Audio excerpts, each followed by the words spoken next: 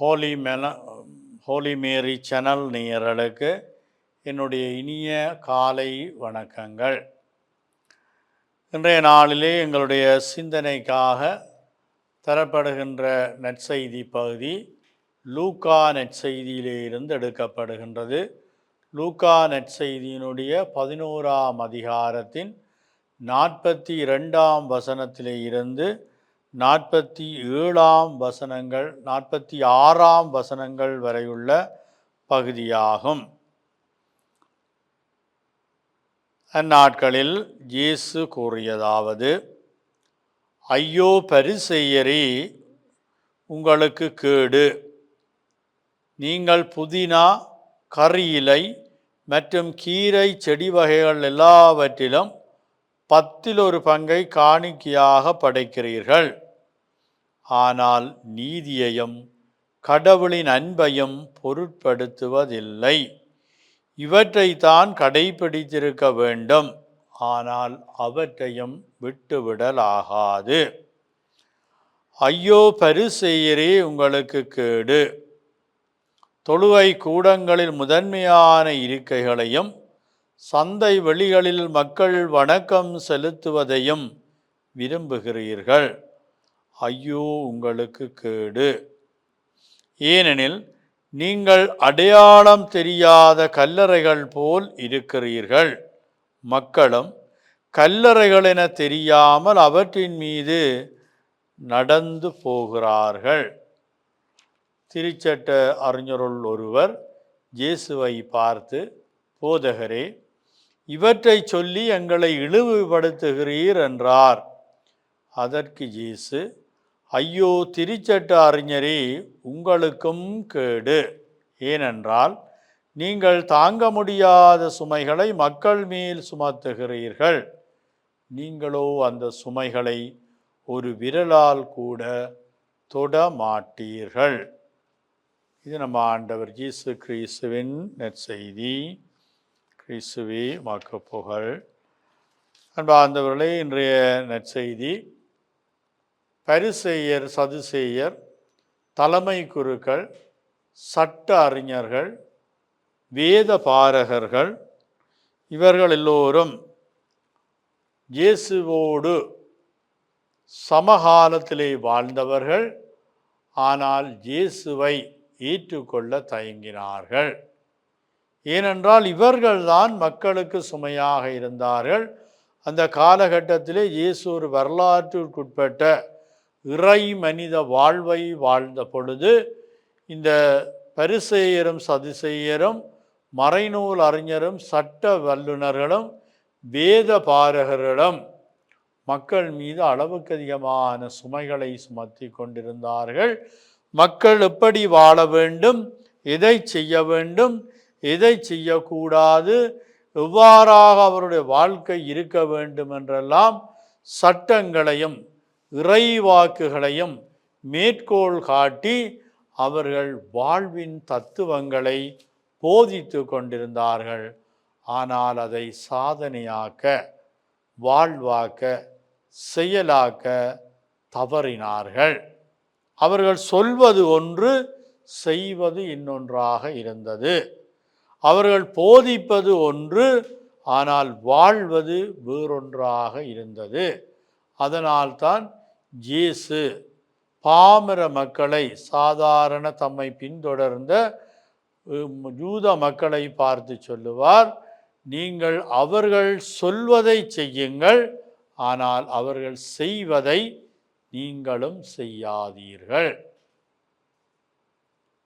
அது மட்டுமன்று, இயேசு வாய்ப்புகள், சந்தர்ப்பங்கள் கிடைக்கின்ற பொழுது பரிசேயரை, சதுசேயரை, சட்ட வல்லுனரை கடிந்து கொண்டார். தவறை தவறென்று சொன்னார். பிழையை பிழை என்று எடுத்து சொன்னார். நேரடியாக அதை சொன்னார்.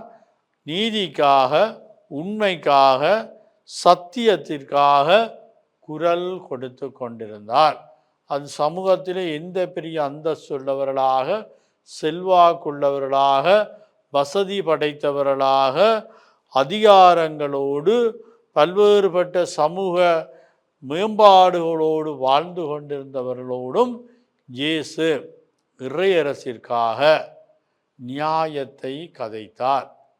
அவ்வாறு நியாயத்தை கதைக்கின்ற ஒரு இயேசுவாக இன்றைய நற்செய்தியினுடைய பகுதியிலும் எங்களுக்கு வெளிப்படுத்தப்படுகின்றார். பரிசேயரை நேரடியாக பார்த்து சொல்லுகின்றார், உங்களுக்கு ஐயோ கேடு. இது ஒரு வகை சாபமிடுதல் அல்லது மற்றவர்களை கடிந்து கொள்ளுகின்ற விதம். எதற்காக? அவர்கள் செய்ததற்காக. அவர்கள் என்ன செய்தார்கள் என்று சொன்னால், தங்களுடைய விவசாய நிலங்களிலோ அல்லது தங்களுக்குரிய இடங்களிலோ இயற்கையாக வளரக்கூடிய அல்லது அவர்கள் பிரயாசை எடுத்து அதனுடைய பயிரிட்டு அதை பாதுகாத்து வளர்த்தெடுத்து பலன் பெறுவதற்காக மேற்கொண்ட முயற்சிகளின் பேறுபலனாக கிடைத்த இந்த புதினா, கறியிலை, கீரை செடி போன்ற பல்வேறுபட்ட நில பயிர்களிலே இருந்து 10ல் ஒரு பகுதியை கடவுளுக்கு கொடுக்க முன்வந்தார்கள் நல்லபடியா. ஆனால் இயேசு சொல்லுவார், அவற்றோடு அதைவிட மேலாக உயர்வாக அவர்களையும் அந்த பரிசேயரையும் அவர்களுடைய வாழ்க்கையிலே இருந்து கடவுள் அன்பை வெளிப்படுத்துகின்ற செயல்களை வெளிக்கொணர, அவர்களுடைய சொந்த நாளாந்த சீவியத்திலே இருந்து நீதியை, நியாயத்தை, சத்தியத்தை, உண்மையை அவர்கள் மனிதர்களோடு தங்கள் வாழ்வின் செயல்களாக பகிர, பரிமாற அறிவுறுத்துகின்றார், அழைப்பு விடுக்கின்றார். கடினமான தொனியிலே சொல்லுகின்றார், நீதியையும் கடவுளின் அன்பையும் பொருட்படுத்துவதில்லை, ஆனால் நீங்கள் இவற்றைத்தான் செய்திருக்க அல்லது கடைபிடித்திருக்க வேண்டும். அதே போன்று சொல்லுவார், நீங்கள் அவற்றையும் விட்டுவிடலாகாது. அவற்றை இந்த புதினா, கறியிலை, ஏனிய அவருடைய நெற்றி வியர்வை சிந்துகின்ற முயற்சிகளிலே இருந்து கிடைத்தவற்றையும் விட்டுவிடலாகாது. ஆனால் முதன்மைப்படுத்தப்பட வேண்டியது எங்கள் ஒவ்வொருடைய சொந்த வாழ்வின் செயல்களிலே, நடத்தைகளிலே, பழக்க வழக்கங்களிலே, மற்றவர்களோடு கொள்ளுகின்ற உறவு முறைகளிலே, நட்புகளிலே நாங்கள் செய்ய வேண்டியதை இயேசு தத்ரூபமாக எங்களுக்கு சொல்லி தந்திருக்கின்றார். தொடர்ச்சியாக இயேசு சொல்லுவார், பரிசேயரை பார்த்து உங்களுக்கு ஐயோ கேடு. ஏனென்றால் நீங்கள் பகிரங்கமான இடங்களிலே, பொது வெளிகளிலே, நிகழ்வுகளிலே நீங்கள் ஆடம்பரங்களையும் டாம்பிங்களையும் உங்களுக்கு முதன்மையான இடங்களையும் தேடுகிறீர்கள். ஆகவே தொழுகை கூடங்களில் முதன்மையான இருக்கைகளையும் சந்தை வெளிகளிலே மக்கள் உங்களை வணக்கம் செலுத்தி மரியாதை தருகின்ற அல்லது கனம் பண்ணுகின்ற அந்த விருப்பங்களை நீங்கள் தேடுகிறீர்கள், அதை வாழ்வாக்க பார்க்குகின்றீர்கள். ஆனால் உங்களுடைய செயல்களெல்லாம் நீங்கள் சுயமாக உண்மையாக அத்தகைய பொது இடங்களிலே, சந்தை வெளிகளிலே மக்கள் வணக்கம் செலுத்துவதற்குரிய செயல்களாக இருந்தால் அது ஏற்றுக்கொள்ளப்படலாம், பாராட்டக்கூடியது. அதே போன்று தொழுகை கூடங்களிலே முதன்மையான இடத்தை பெறுவதற்குரிய வாழ்க்கை முறையை உங்களதாக்கி கொண்டிருந்தால் அல்லது வாழ்க்கை முறையை உங்களதாக்கி கொண்டு அதை பகிர்ந்திருந்தால், மற்றவர்களுக்கு தெரியப்படுத்தி சாட்சியப்படுத்தி இருந்தால் நீங்கள் இந்த முதன்மையான இருக்கைகளுக்கு உரித்துடையவர்கள். ஆனால் அப்படி நீங்கள் செய்யவில்லை. நீங்கள் உள்ளொன்று வைத்து புறமொன்று வெளிப்படுத்தி வேடம் தாங்கி நீங்கள் நடித்தீர்கள் அல்லது கல்லறைகளை போல இனங்காணப்பட முடியாத கல்லறைகளாக வாழ்ந்து கொண்டிருக்கிறீர்கள்.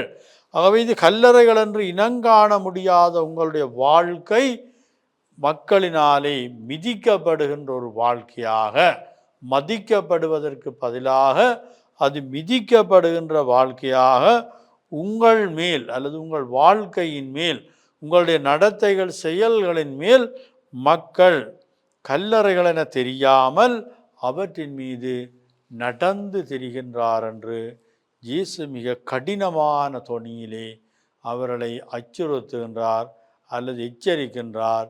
இன்னும் சிறப்பாக தம்முடைய அன்பார்ந்த அந்த மனமாற்றத்துக்கான அழைப்பாக விடுத்திருக்கின்றார். இவ்வாறு இயேசு சொன்ன பொழுது திருச்சட்ட அறிஞருள் ஒருவர் சொல்லுகின்றார், போதகரே, இவற்றை சொல்லி நீர் எங்களை இழிவுபடுத்துகின்றீர். அதற்கு இயேசு சொல்லுவார், உங்களுக்கும் ஐயோ கேடு. ஏனென்றால் நீங்கள் மக்கள் தாங்க முடியாத சுமைகளை மக்கள் மேல் சுமத்துகிறீர்கள்.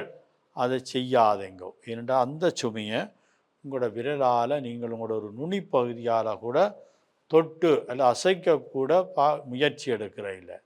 ஆனால் மற்றவர்கள் மீது பெரும் சுமையை சுமத்துகிறீர்கள் என்று சொல்லி இயேசு திருச்சட்ட அறிஞர்களையும் எச்சரிக்கின்றார். அன்பார்ந்தவர்களே, மற்றவர்களை விட நாங்கள் எங்களுக்குள் இறங்கி நின்று எங்கள் வாழ்வு இறைவனுக்கு முன்னிலையிலும் அயலவர் மட்டிலும் எத்தகையது என்பதை ஆய்வு செய்ய இன்றைய நாளை பயன்படுத்துவோம், பலனுள்ளதாக்குவோம். உங்களுக்கு ஆசிகளும் வாழ்த்துக்களும் உரித்தாகுக.